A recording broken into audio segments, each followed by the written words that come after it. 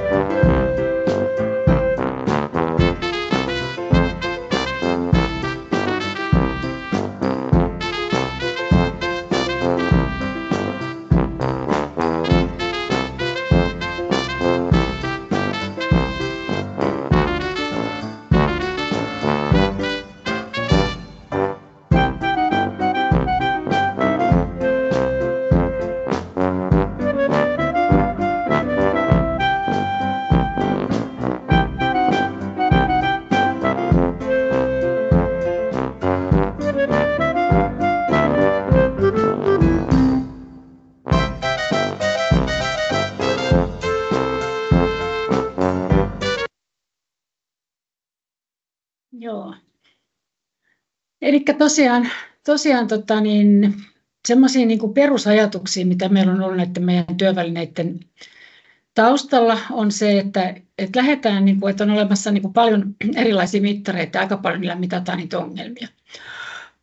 Mutta me ollaan haluttu lähteä mittaamaan taitoja ja uskotaan siihen, että jokaisella on taitoja, joita voidaan hyödyntää. Ja kyllä se, niin kuin, jos halutaan saada jonkinnäköistä muutosta tai ihmistä esimerkiksi kuntoutumaan, toipumaan, niin kyllä se on se aito osallisuus se kaiken A ja O siinä. Ei meistä kukaan niin kuin motivoidu siitä, että joku toinen sanoo meille, että mitä meidän pitäisi tehdä tai miten meidän pitäisi elämäämme elää, vaan silloin kun se lähtee tavallaan saada sisäinen motivaatio sitten heräämään sillä, että lähtee niistä omista niin kuin unelmista ja tavoitteista, niin silloin niihin on mahdollista myöskin päästä. Meillä on myöskin sitten yksi sellainen ajatus, että kun haasteet nähdään niin kuin taitopuutteina, niin se mahdollistaa näiden uusien taitojen opettelemisen. Ja tärkeää on se, että tosiaan autetaan ihmisiä saavuttamaan niitä omia itselle tärkeitä päämääriä, ja tämähän muuttaa sitä työntekijän ja asiakkaan välistä niin kuin roolitusta sillä tavalla, että asiakas on prosessin päähenkilö ja työntekijä on hänen tukijansa. Ja me ollaan itse myöskin niin kuin Living Skillsissä pyritty näitä omia teesejä noudattaa sillä, että meidän työvälineitä ollaan kehitetty yhdessä loppukäyttäjien kanssa. Tämähän on alun perin saanut koko Living Skills alkunsa siitä, että mä tein siihen aikaan Tampereen kaupungilla asiakasohjausta ja olisin niin kuin kaivannut tämän kaltaista työvälinettä, mikä olisi niin kuin auttanut mittaamaan sitä mielenterveystoipujan toimintakykyä ja samalla niin kuin motivoinut siihen kuntoutukseen ja tehnyt jollakin tavalla niin kuin tämmöistä niin kuin tavoitteellisempaa siitä työskentelystä. Ja mä olin ihan varma, että semmoinen mittari on olemassa, mutta kun ei niitä sitten, kun mä tutustuin niihin, mitä oli silloin tarjolla, niin ei oikein löytynyt semmoista, mikä olisi vastannut niitä tarpeita, niin siitä tämä lähti, että sai alkuunsa tämä Living Skillsin kehittäminen. Tämähän oli ensin ihan paperiversio, mitä sitten pilotoitiin, käytettiin ihan niin kuin noilla mielenterveyskuntoutus- ja asumispalveluissa Tampereella ja sitten muuallakin sitä pilotoitiin. Ja siinä mielessä tämä digitalisaatio lähti siitä, että mut oli pyydetty sinne sosiaalipsykiatristen päivien puhumaan ja kertomaan tästä työvälineestä.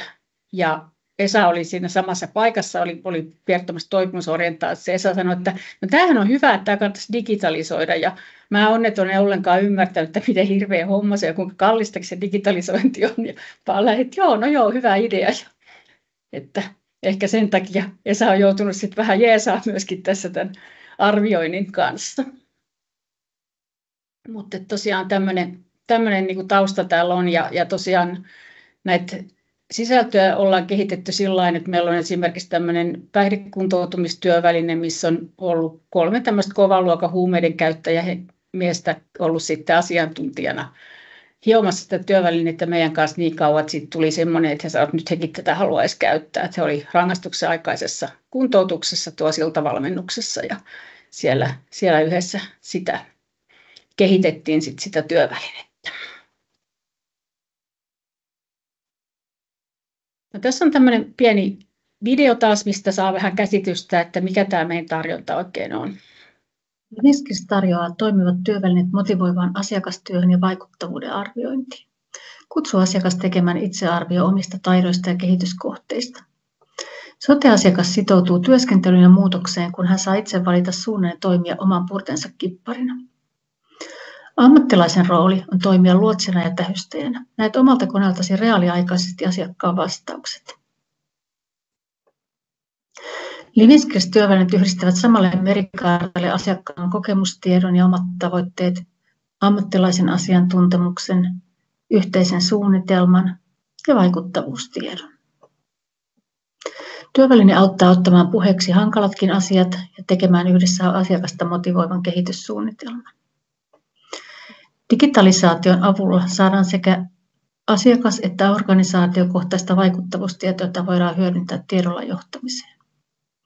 Työntekijöiden motivoivaa työotetta vahvistetaan ammatillisella verkkokoulutuksella, jota tarjotaan sote-yksiköihin myös vuosisopimuksella. Myös asiakastyötä voidaan tehostaa ja työntekijäresursseja säästää tarjoamalla sote-asiakkaille työskentelyä tukevia verkkovalmennuksia, joita asiakas voi suorittaa tapaamisten välillä.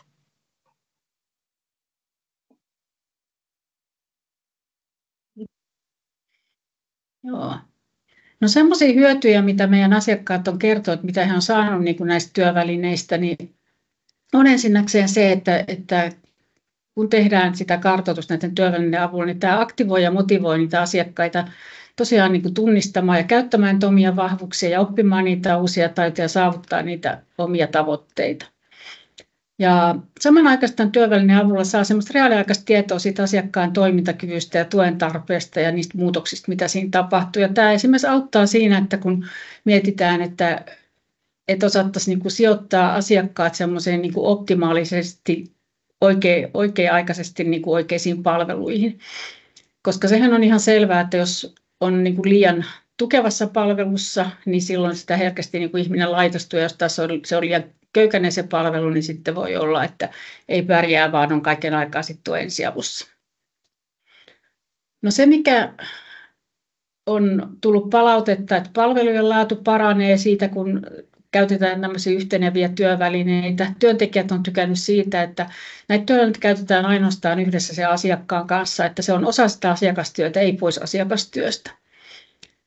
Ja se, mikä on niin tärkeää palveluntuottajille ollut, että voi osoittaa sitä toiminnan tuloksellisuutta myös sinne tilaajataholle päin. Ja täältä saa aika monipuolista tämmöistä organisaatiotason vaikuttavuustietoa, mitä voi hyödyntää päätöksenteon tukena.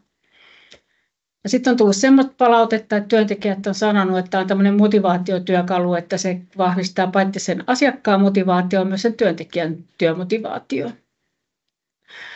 Ja mikä parasta, niin tämmöisellä motivoivalla työotteella saa parempia tuloksia pienemmillä resursseilla. Ja tästä meillä on esimerkkinä Porin kaupunki, joka on yksi meidän niitä ekoja asiakkaita. Eli siellä kun tehtiin vähän laskelmia, niin todettiin, että siellä esimerkiksi asiakaskohtaiset kustannukset tällä motivoivalla työotteella on 40% pienemmät kuin kuusikkokunnissa. Suurin osa siirtymistä oli omilleen tai kevyempiin palveluihin, asumisjaksot lyhentyi, saatiin selvää asiakaskohtaista säästöä. Ja tässä on vielä vähän graafina tätä samaa, eli kun siellä tehtiin tämmöisellä perinteisellä asiantuntijalähtöisellä kuntoutusmallilla, niin se suunnilleen puolet näistä siirtymistä oli sitten samantasoisiin tai raskaampiin palveluihin. Mutta kun ruvettiin toimimaan tällainen toipumusorientaatiolähtöisesti motivoivalla työskentelytavalla, niin peräti 54% siirtymistä oli kokonaan niin kuin pois palveluista, 22% kevyempiin palveluihin. Tämä oli ihan huikea ero verrattuna tuohon entiseen. Ostopalveluissa oli lähtötilanne samankaltainen, mutta tilanne siellä oli mennyt ainoastaan niin kuin huonompaan aikaan tämän seuranta-ajanjaksolla, kun oli tehty tällä perinteisellä kuntoutusmallilla. Ja tosiaan, niin kuin mä kerroin, niin tämä lähti alun perin tuosta kuntoutuksesta ja tarpeesta sinne, mutta sitten kun mä rupesin kehittelemään työvälineitä, rupesi tulemaan kaikennäköisiä toiveita meidän asiakkaalta, että hei, että me tarvittaisiin perhetyöhön tämmöisiä työvälineitä ja syömishäiriöiden hoitoon ja sosiaaliseen kuntoutukseen ja vammaispalveluihin ja johtamisen tueksikin. Niin me ollaan pikkuhiljaa tässä vuosien varrella kehitetty sitten erilaisia työvälinepaketteja ja ideana on se, että kun yhdessä paketissa samassakin yksikössä voi olla, että siellä on niin kuin erilaisia asiakkaita, joista jokainen tarvitsisi vähän niin kuin omanlaista työvälinettä, niin voi niin kuin valita sille asiakkaalle juuri sen soveltuvimman työvälineen. Eli yhdellä lisenssillä saa niin kuin tämän koko työvälinepaketin, missä on niitä eri työvälineitä. Että jos siellä on vaikka tosiaan joku tämmöinen epävakaasta persoonallisuudesta kärsivä henkilö, jolla on tunnesäätelyvaikeuksia, niin voi valita hänelle sen tunnesäätelytyövälineen. Ja sitten on joku kriisiasiakas, jolla riittäisi tämmöinen lyhytaikainen interventiotyöväline ja nepsyasiakkaalle nepsytyövälineen ja sille skitsofreniaa sairastavalle pitkäaikaiskuntoutujalle vaan kuntoutumistyövälineen. Ja tässä recovery-työkalupakissa niin on nämä työvälineet, joita tässä niin kuin näytetään. Eli tämä kuntoutuminen on tosiaan se ensimmäinen työväline, mistä tämä kaikki lähti. Elämänkartoitus on tämmöinen pikkusen köykäisempi työväline, joka on ennen kaikkea just tähän niin kuin tuettuun asumiseen, kotiin vietäviin palveluihin. Se on kehitetty tuolla Porissa. Ja sitten on tämä interventiotyöväline, mikä on tämmöiseen nopeaan tilannekartoitukseen, soveltuu myös kriisityöhön. Nepsy-työvälineet on muokattu tuosta kuntoutumistyövälineestä, missä on huomioitu sitten niin kuin tämmöiset kirjoilla olevien ihmisten erityistarpeet. Päihdekuntoutumistyöväline on se, mistä kerroinkin tuossa, ja sitten on tämä tunnesäätelytyöväline vielä tämän tunne-elämä epävakauden hoitoon. Ja tämän koko työkalupakin saa sitten niin kuin kerralla käyttää. Niistä voi sitten käyttää niin montaa työvälinettä kuin haluaa ja tarvitsee. Tässä on nyt sitten tämmöinen demo tästä kuntoutumistyövälineestä, mistä kaikki alkoi. Työvälineellä on erittäin helppoa tehdä itsearvio. Se käy näin. Joissakin työvälineissä myös työntekijä antaa oman näkemyksensä, samoin läheinen. Tavoite on kuitenkin yhteinen. Voit lisätä kommentteja ja valita taidon joko vahvuudeksi tai kehityskohteeksi.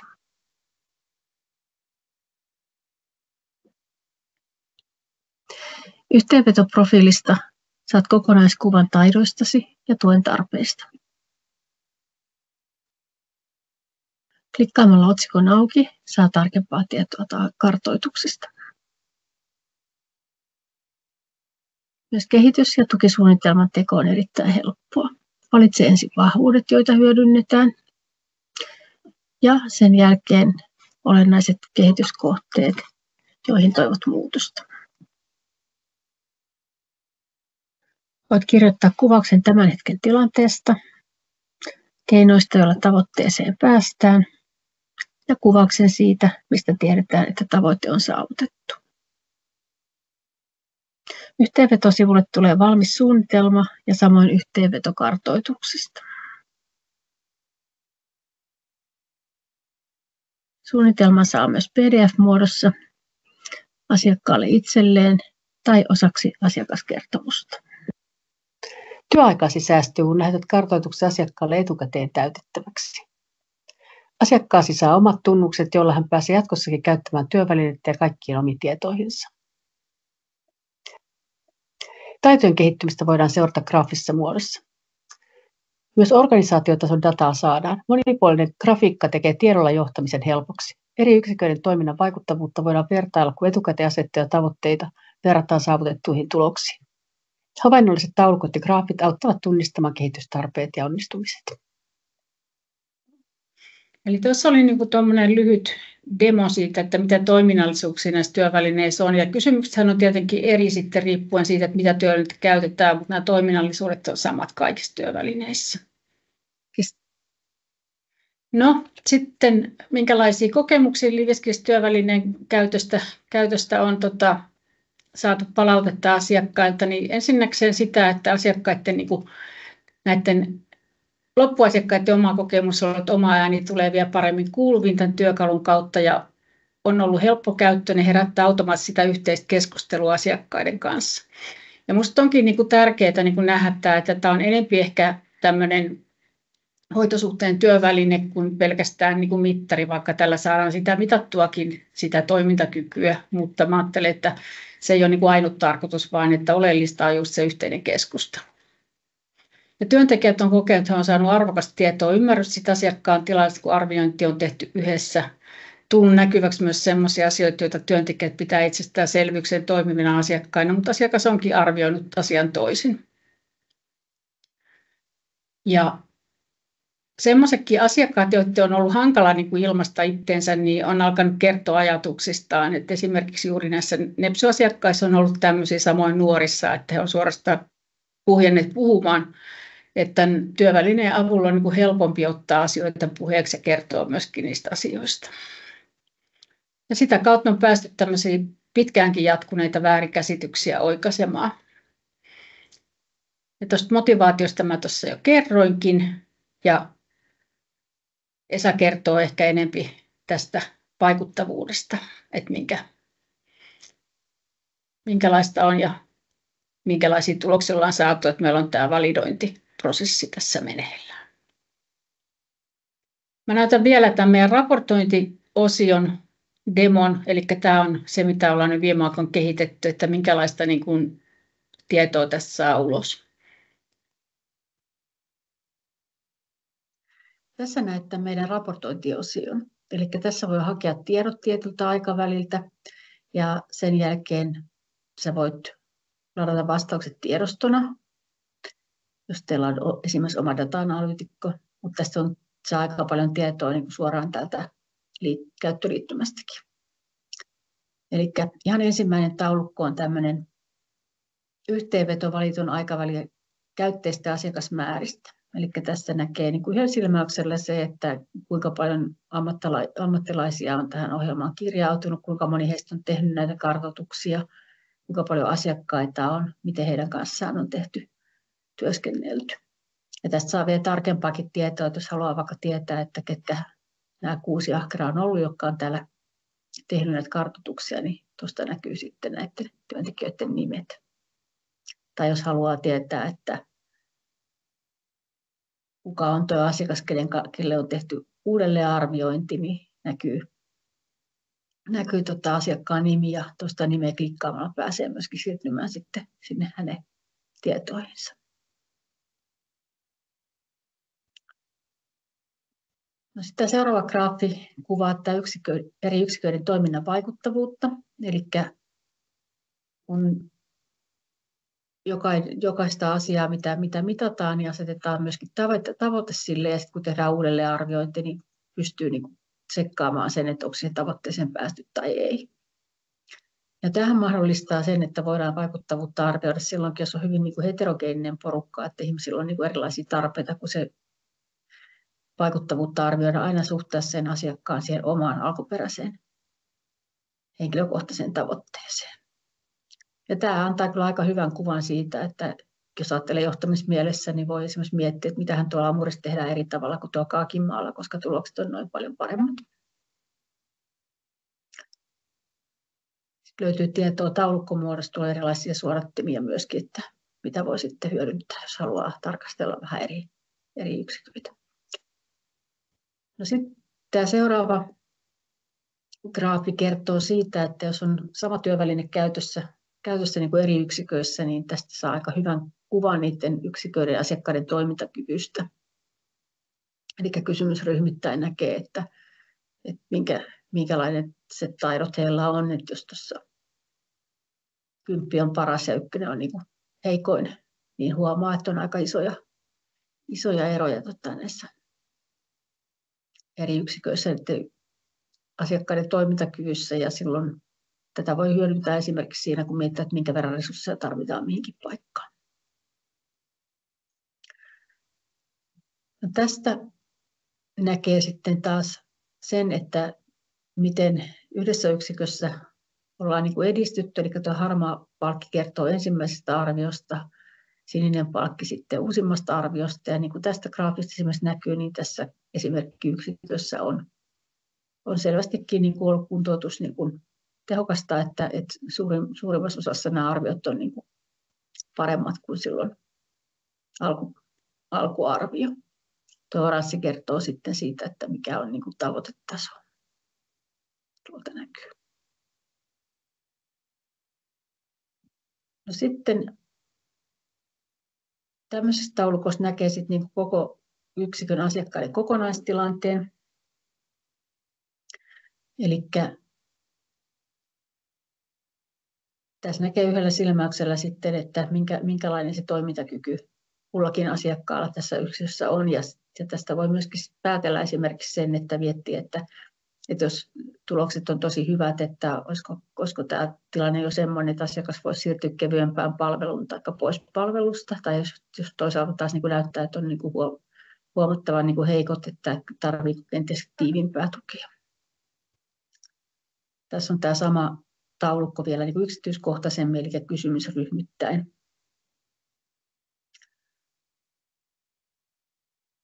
Täältä näkee sitten niin kuin jokaiseen kysymykseen niin kuin sen asiakkaan ja työntekijän vastauksen keskiarvo.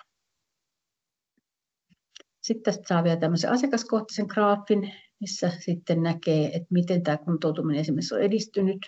Eli esimerkiksi tästä graafista huomaa heti, että taidot on selvästi kehittynyt niin kuin useimmilla toimintakykyalueilla, mutta sitten taas tuo liikkuminen ja tekniikan käyttö niin näyttää, että siinä taidot on niin kuin mennyt alaspäin jostakin syystä. Samalla arjen taidot on hivenen heikentynyt. Niin tämä auttaa myös niin kuin hahmottaa yhdellä silmäyksellä, että missä mennään ja mihin suuntaan ollaan menossa. Joo.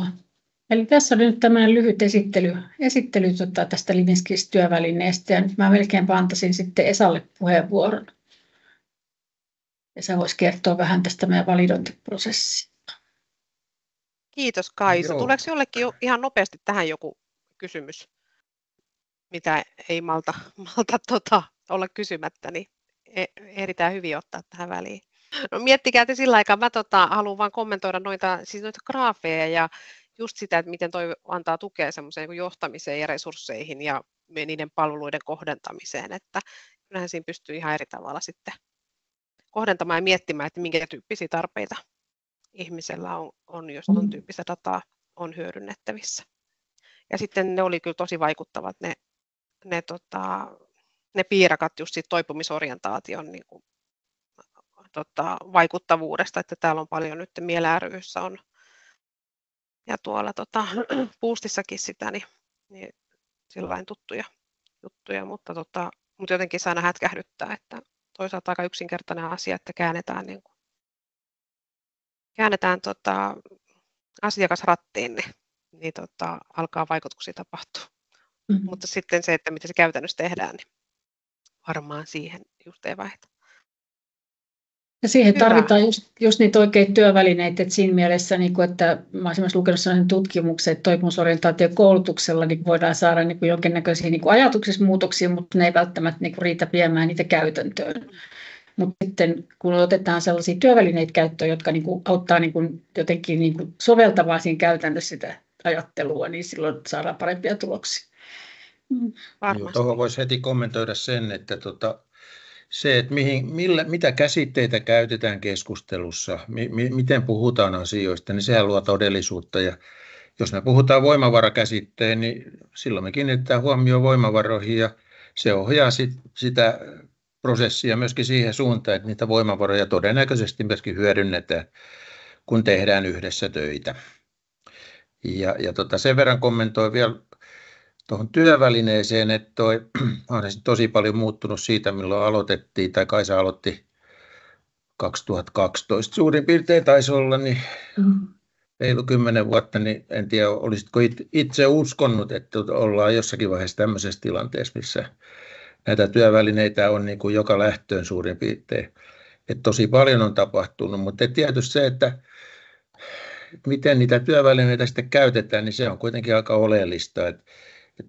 Mulla on tullut sellainen käsitys, että jotenkin pikkuhiljaa on opittu kyllä asiakasta tietyllä tavalla kuuntelemaan. Ja voidaan jopa kysyä hänen tai mielipiteitään esimerkiksi hoitoon tai kuntoutukseen liittyvässä päätöksessä, tai tässä kun suunnitellaan sitä hoitoa ja kuntoutusta. Mutta kuinkahan, siis vielä meillä on pitkä matka siihen, että todellisuudessa tehdään yhdessä asiakkaan kanssa niitä päätöksiä. Että on jaettu päätöksenteko, että sehän meillä vielä on niin prakaa aika pahasti.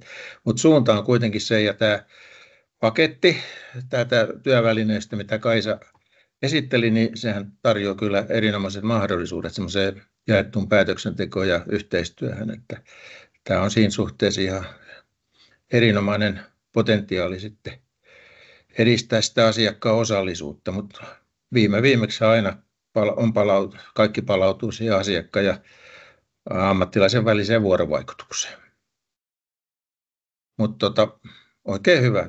Taas yllätyin, että kuinka paljon tässä on edistystä tapahtunut. Mä oon jo aika päiviä pudonnut itse tuosta kelkasta, että mitä kaikkea tuossa on ollut, mutta hyvä näin, hienoa.